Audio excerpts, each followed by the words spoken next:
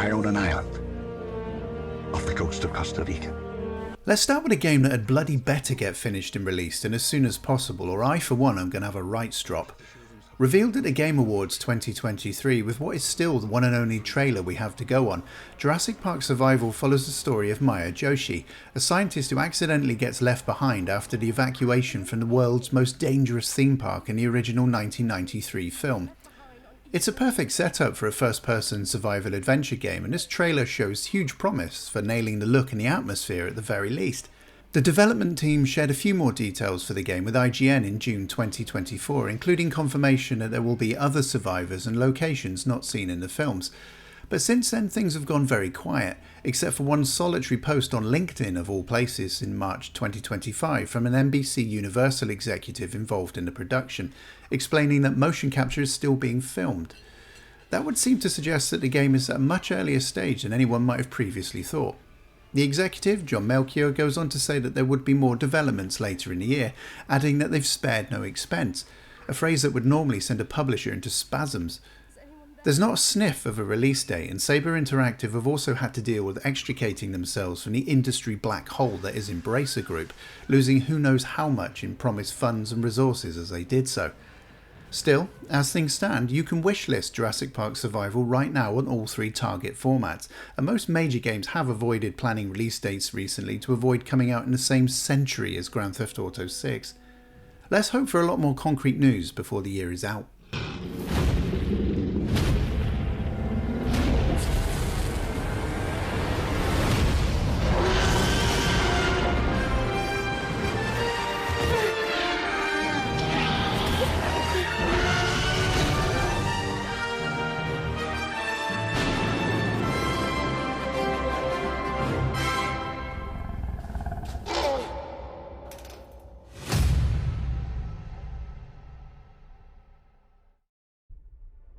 Sticking with Saber Interactive, and one game you definitely can't wishlist at the moment is the much anticipated Star Wars Knights of the Old Republic remake. This game has already suffered development turbulence in its young life according to reports, although it's unclear whether that's creative, mechanical or financial difficulties. But in March 2025, Saber's chief commercial officer was in bullish mood on X, confirming that everything announced is still in development and they'd talk more when there was something, quote, cool to share. Will the game remain a PS5 timed exclusive? We know this version is intended to be a more action-focused take on the classic RPG, but otherwise we're in the dark. Like the time Darth Vader sat in his little chamber and the machine accidentally put his helmet on backwards.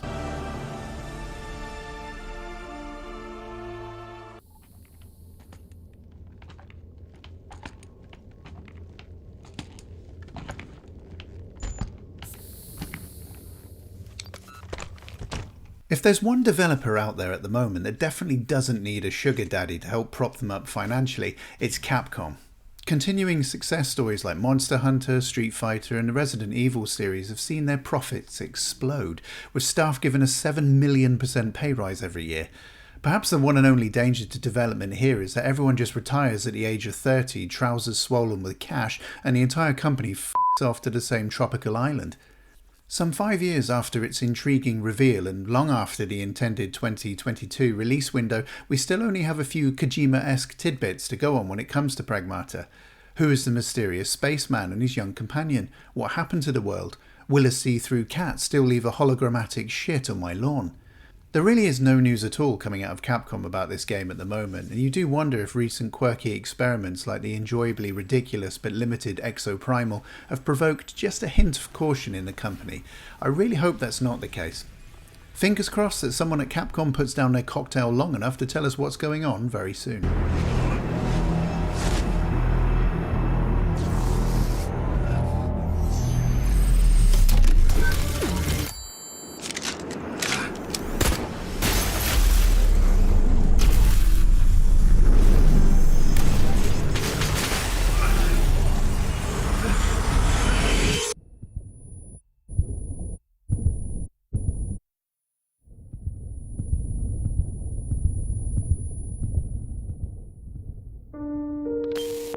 What is that?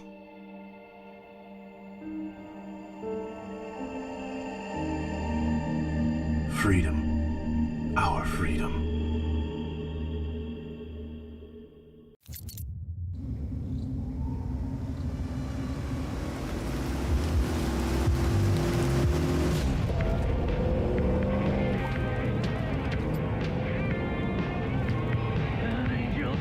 gotta be ready. John Carpenter may be one of the world's most respected horror directors, but at 77 years old he's also known to be an avid gamer. So it stands to reason that a game that looks like a cross between Left 4 Dead and Rebellion's hugely underrated Zombie Army series, with a steer from the great man himself, should prove a marriage equal to the time when Ben met Jerry and said, "We want to make people fat." What we have here is yet another Saber Interactive title that might just have been announced a bit too early. 2 years after the reveal, we know nothing of substance beyond what we can infer from this trailer, and there is a danger that after a string of games, films and TV shows packed full of shuffling undead, that a fatigued modern audience rejects another zombie apocalypse. But then, what is original in media these days? If the devs go all in on something that looks and feels and plays like a modern game, if anyone's actually still bothered with that kind of effort in an age of cross-gen disappointments, then there's still every chance of a hit here.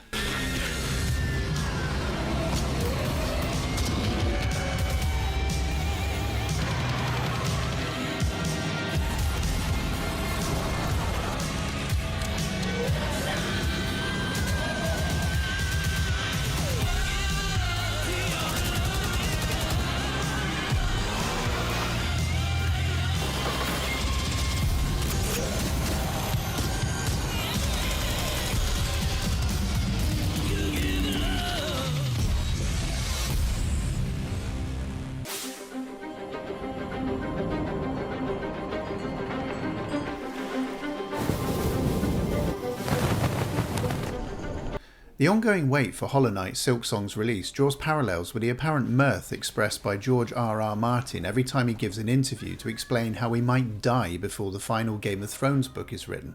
Surely this thing should have been out by now, and why the delay?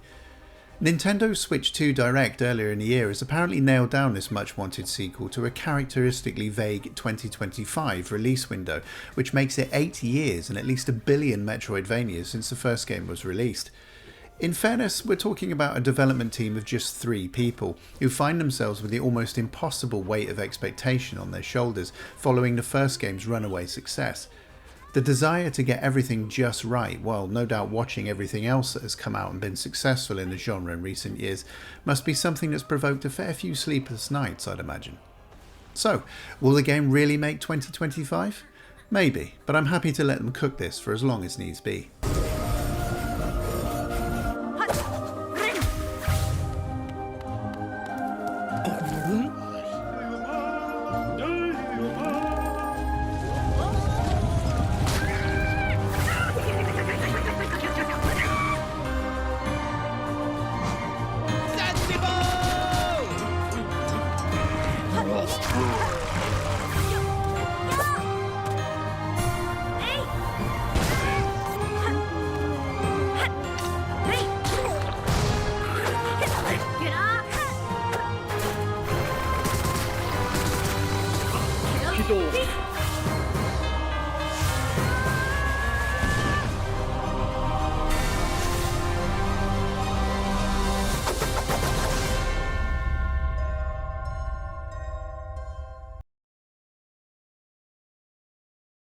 As with the film franchise itself, now owned by the home of phallic space travel Amazon, we really don't know a lot about what's going on with Project 007. We do know that IO Interactive, the well-respected team behind the increasingly impressive Hitman games, is at the helm, which seems like a perfect choice, and we have the basis of the story.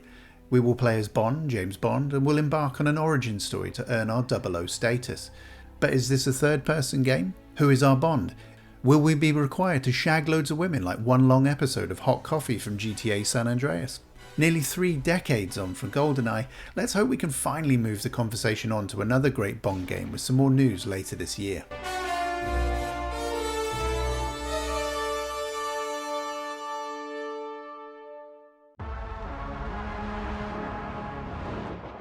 Your target is in possession of a radioactive device.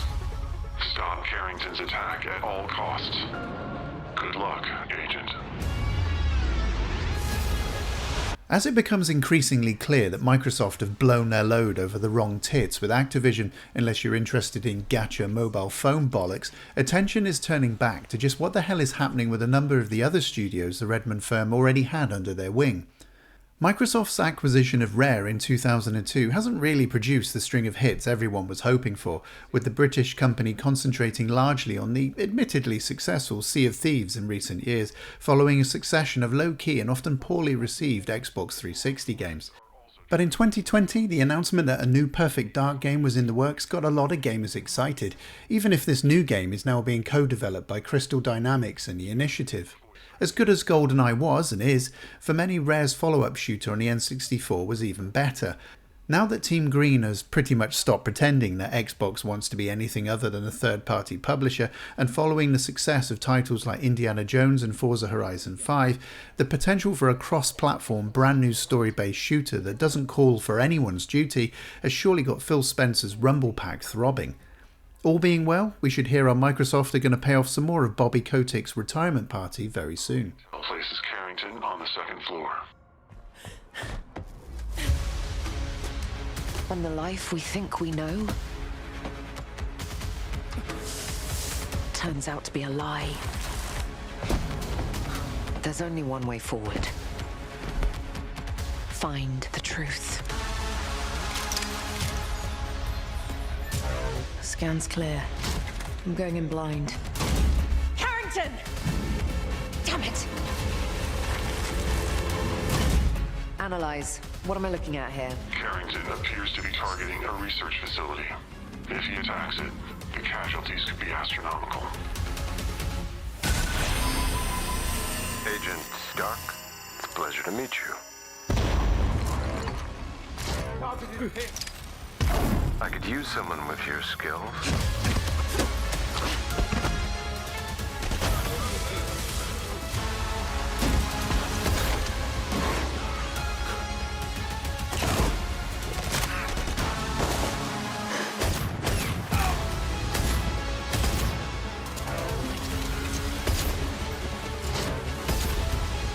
I had to lose everything before I could see.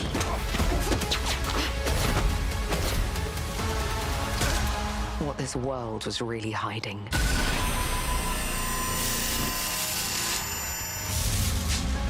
I hope you're ready, Agent Dark.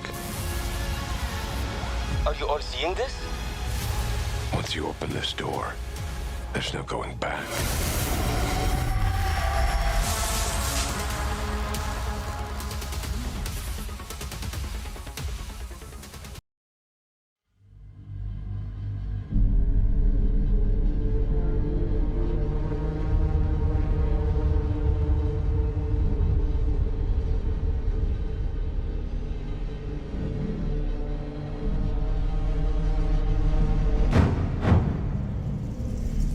For such a giant in the pop culture world, Star Wars has a horrible history of delays and cancellations when it comes to video games based on the license.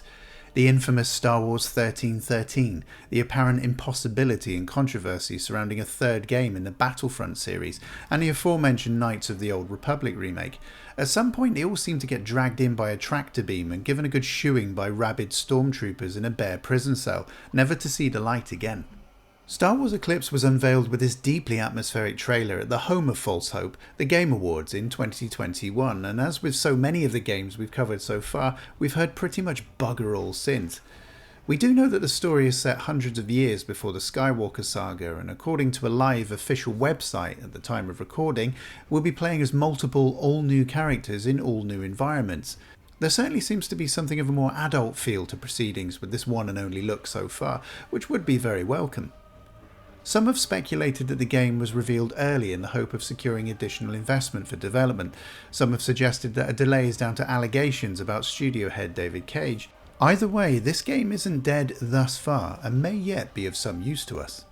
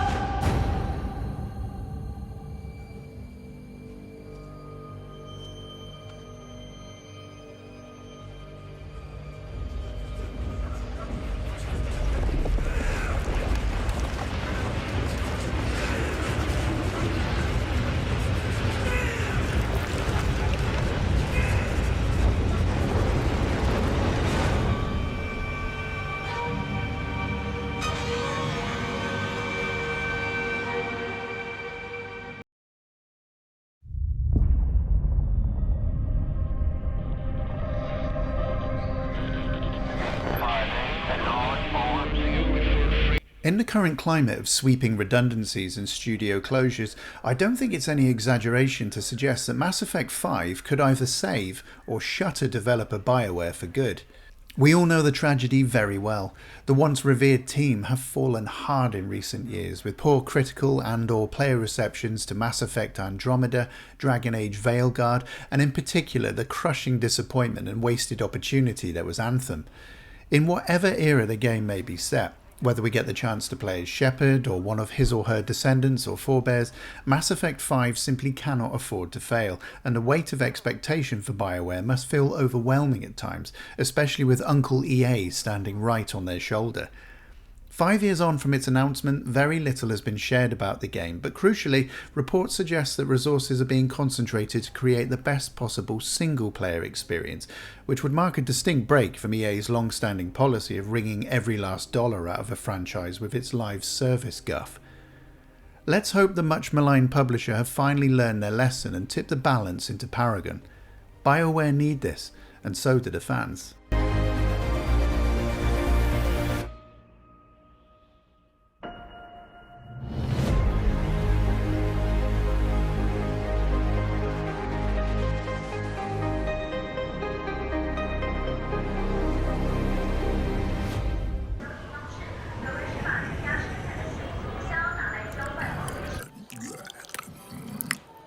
Where's your master? I don't deal with domesticated. Hey, the fuck? I ain't got no master, but I do have your little toy. And finally for today, no list of games that seem to have been indefinitely delayed is complete without a nod to Beyond Good and Evil 2. And this gets a bit weird. If and when this game is ever released, and it's likely that will be 2026 at the earliest, there will have been people born and become fully grown adults since the game was first announced, all the way back in 2008. An open-world third-person RPG, Beyond Good and Evil 2 has always promised a lot, and what little footage we have to date, with returning fan-favourite characters, a unique art style, and generally a sense of vibrancy and variety, are intriguing, but certainly no measure of a finished game, particularly one that began development 2 console generations ago. And then, 10 years into development in 2018, enter Joseph Gordon-Levitt. That's right, the actor and founder of the media company Hit Record, a platform for, well, I'll let him explain. Hit Record is a platform for creative people all over the world to collaborate and make art and media together. So we're going to be making a bunch of music, visual assets, etc. that go into Beyond Good and Evil 2. So if you're a writer or a musician, an illustrator, an animator, a singer, a voiceover artist, or even if you don't consider yourself an artist per se, but you just love the world of Beyond Good and Evil 2 and you want to help make it, there's going to be a lot of creative opportunities for you to get involved on Hit Record. And as with everything we do on Hit Record, anybody whose work is included in the final pieces we deliver to Ubisoft will get paid. So, a Hollywood actor brings an arseload of randoms with him in order to create bits and pieces for the game, with those contributing art, music and various other ideas being paid for their trouble. It's an interesting concept, but can you really make a AAA game with the help of people off the street? Another 7 years on, and the answer so far is still no. At the time of recording, we have no confirmation of Beyond Good and Evil 2's intended platforms. There's been no new gameplay that I'm aware of for around 5 or 6 years, and of course, no one even dares breathe a possible decade for release, let alone an exact date. There's no doubt the game will always command a loyal following, given the cult status of the original, and I'd love to see this finally emerge as a winner one day soon. But can a game still presumably based on 18-year-old mechanics do enough for a whole new generation of gamers who've never even heard of the first game? Or do we have another Skull and Bones on our hands?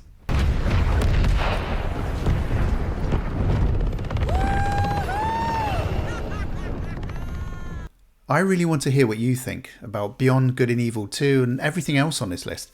Are you still hoping beyond hope that everything here arrives? Had you forgotten these games even existed? Or do you just think that sometimes developers are creating for an audience that isn't there? Let me know in the comments below, and don't forget to like and ding your notifications thingy. I'll be back very soon with more games, hopefully some that might even get released. Cheers for now.